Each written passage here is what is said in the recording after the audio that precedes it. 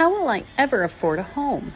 Easily. I'm your fairy godmother. Let's open your mind to all of the possibilities. Like living with roommates for the rest of my life? What about having them live next door or behind you?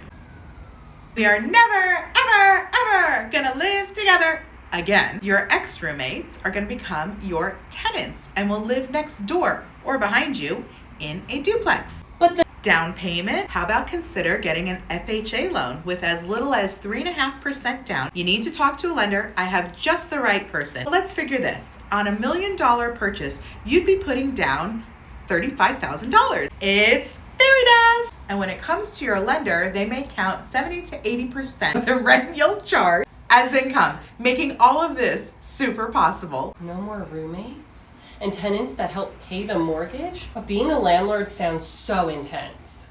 Not really. It's totally possible. It's really about treating people the way you want to be treated. Remember, you rented once before. How did you like to be treated? It's also knowing your rights and your tenants' rights. And by the way, I've got a great real estate attorney to refer you to. I know everybody. Combine all of these superpowers and you are a homeowner and unstoppable and on your way to building wealth. Bing!